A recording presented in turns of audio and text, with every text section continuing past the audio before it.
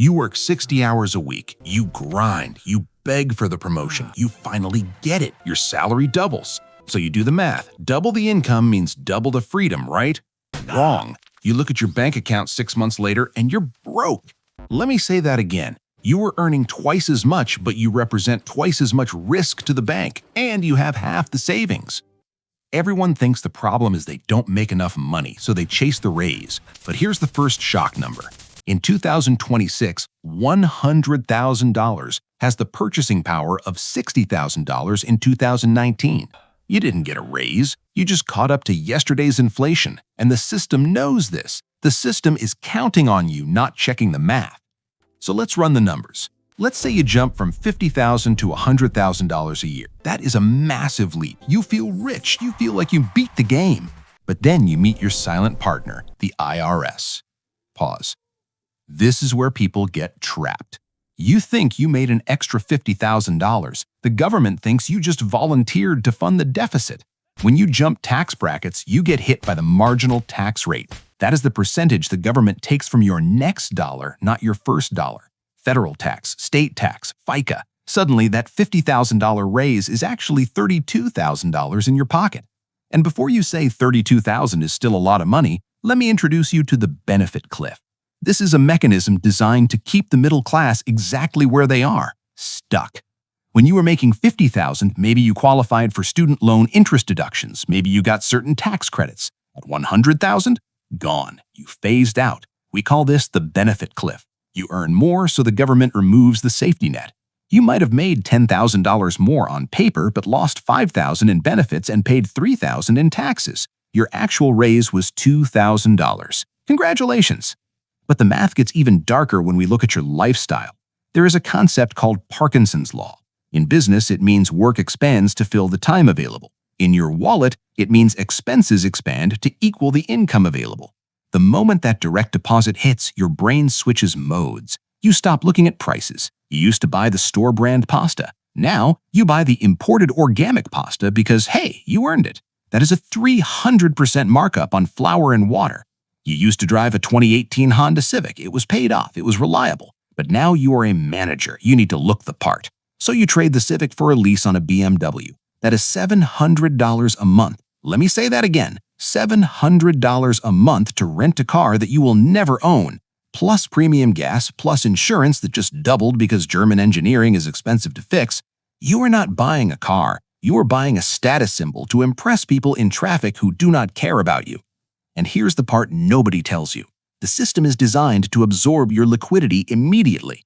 Liquidity is just a fancy word for cash you can actually use. The bank hates liquidity. They want cash flow. They want your monthly income committed to debt payments before it even hits your account. When your income doubles, your credit limit triples. Why? Because you are now a prime target. A high earner with low net worth is the banking system's favorite customer. You have the cash flow to pay the interest, but not enough discipline to pay off the principal. You are walking into a trap with a smile on your face. Let's put a face on this disaster. Meet Mark. 5 years ago, Mark made $60,000 a year. He drove a 2015 Honda Civic. It had a dent in the bumper, but it ran fine. He lived in a boring apartment for $1,200 a month. He cooked spaghetti 3 nights a week. And every month, Mark managed to save $500. He was bored, but he was safe. Fast forward to today. Mark got the big promotion.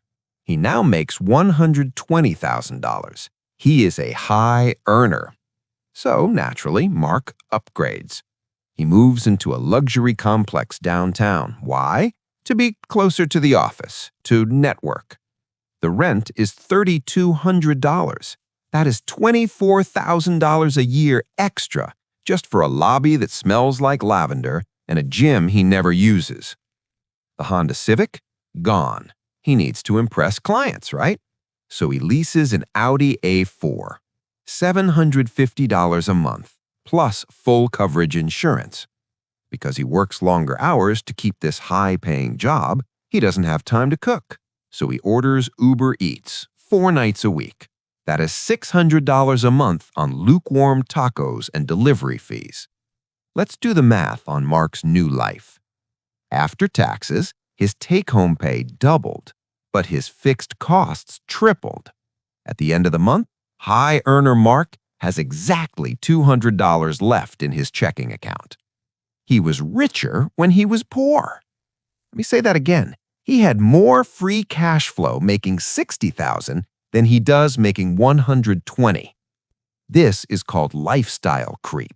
It is inflation you inflict on yourself to impress people you don't even like.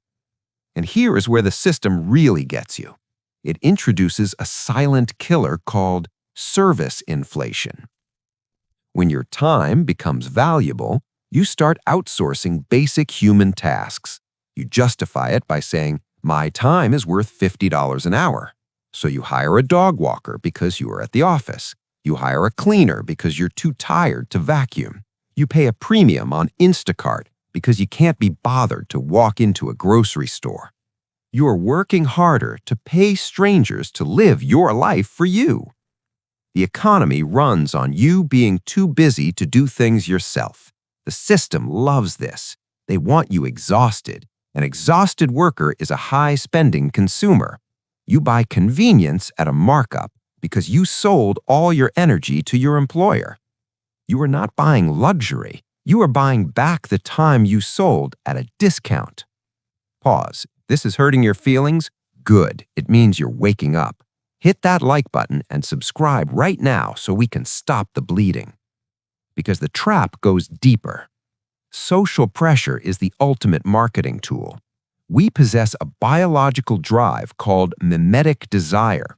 We want what others have simply because they have it. Your coworker buys a house in the suburbs. Suddenly, your apartment feels small. Your friend gets the new iPhone Pro Max. Suddenly, your phone feels slow. The system weaponizes your envy. Marketing isn't about the product anymore. It is about the identity. Car commercials don't talk about engines. They talk about legacy and freedom. They're selling you a feeling, and you are paying for it with years of your life. You are financing a personality, and the bank is collecting the interest. So, is the game rigged?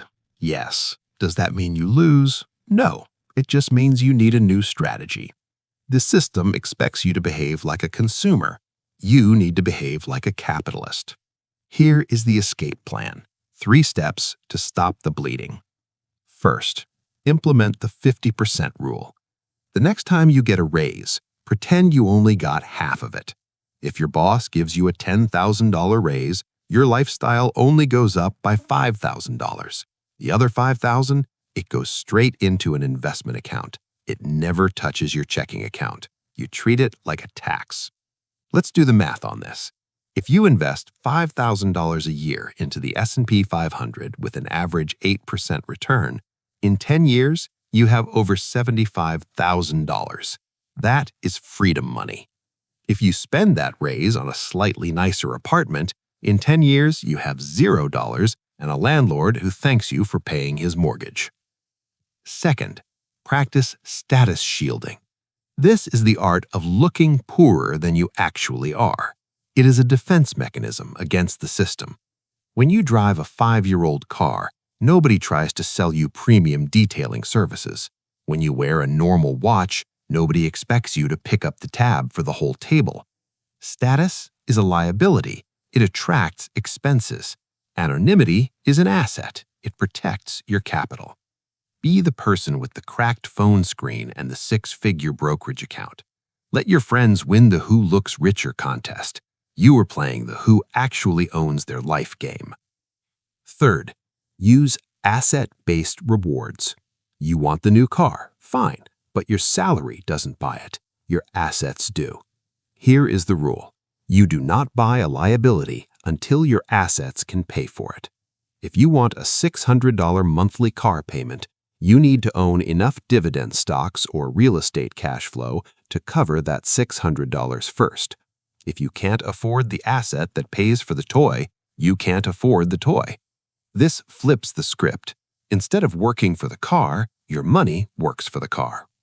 The bank wants you to be a high-income, low-net-worth individual. That is their perfect product. You work until you are 70, paying interest the whole way. Don't give them the satisfaction. Real wealth isn't about the number on your paycheck.